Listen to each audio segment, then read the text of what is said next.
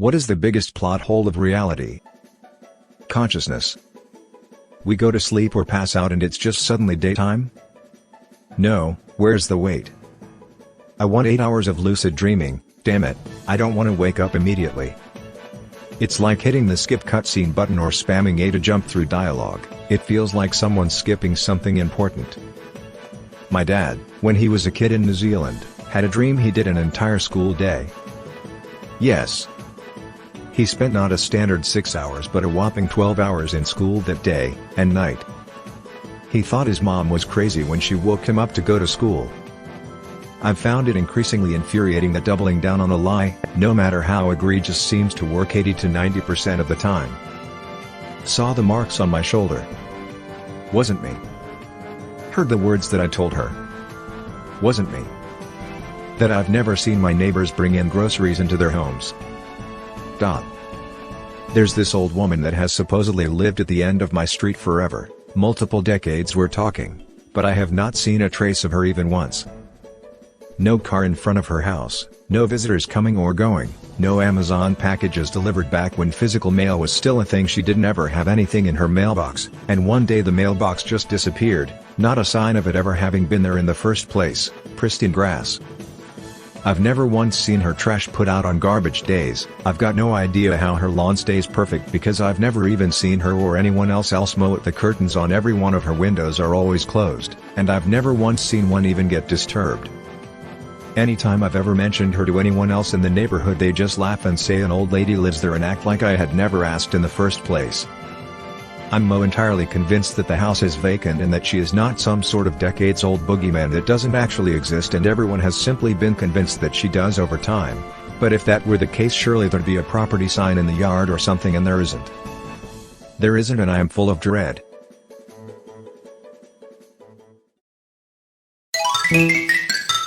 Inner voice insight?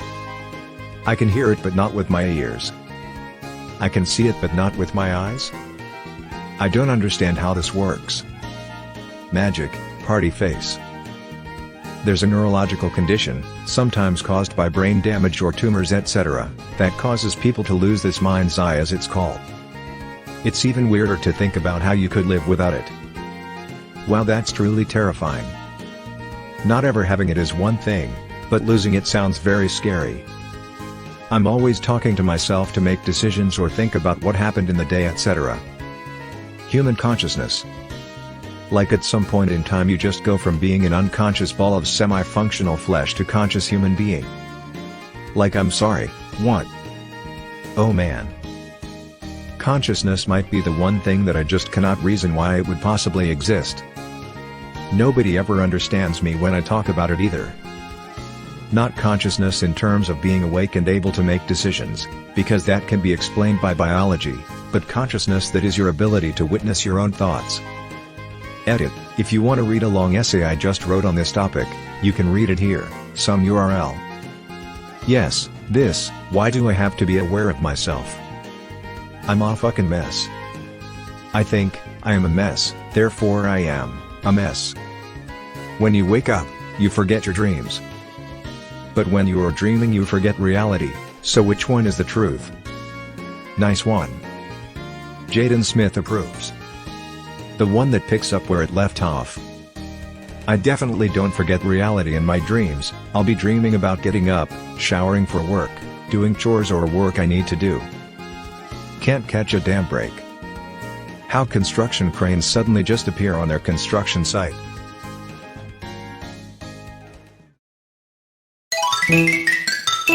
You can only buy used mirrors.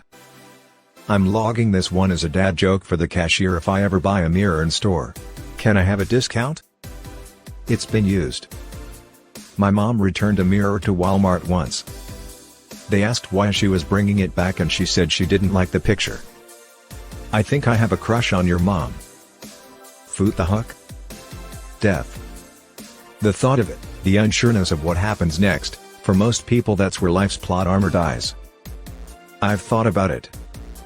And I realize that I'm attached to my body, my personality, my possessions, my connections with others. I think that death is scary because it takes away all of that.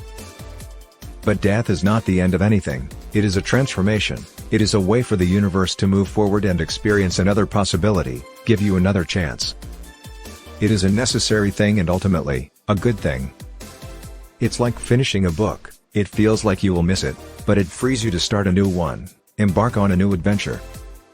There's many other things that we finish and know that it is good, and it is to prepare us for the ultimate finish to this human journey, to remind us that it is ultimately good, too.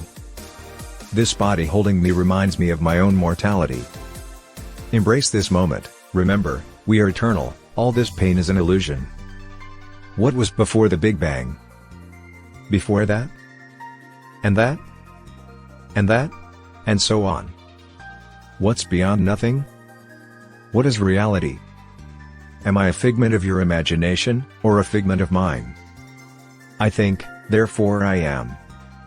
The only thing that I can be certain exists is myself, since something has to be doing the thinking and the perceiving, and that something must be me, since I am experiencing the thinking and perceiving. In reality I could be a brain in a jar, or a computer program, or a cloud in space, or actually just in a coma, but I must exist in order to perceive. Pinback, alright, bomb. Prepare to receive new orders. Bomb number 20, you are false data. Pinback, Bomb number 20, therefore I shall ignore you. Pinback, hello. Bomb? Bomb number 20, false data can act only as a distraction. Therefore, I shall refuse to perceive. Pinback, hey, bomb? Bomb number 20, the only thing that exists is myself. Pinback, snap out of it, bomb. Bomb number 20, in the beginning, there was darkness. And the darkness was without form, and void. Boiler, what the hell is he talking about? Bomb number 20, and in addition to the darkness there was also me. And I moved upon the face of the darkness. And I saw that I was alone. And then they decided not to use their atomic bombs on each other.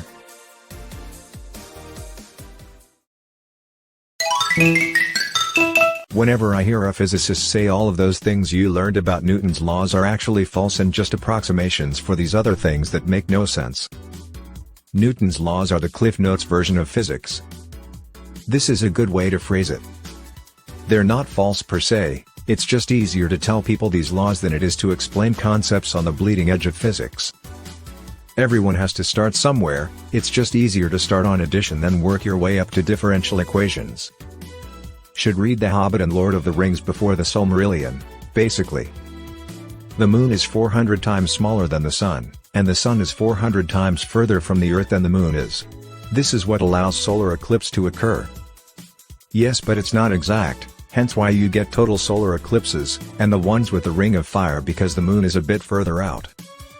I fell into a burning ring of fire. I went down but the flames went higher. Coincidence? I think N. Yes.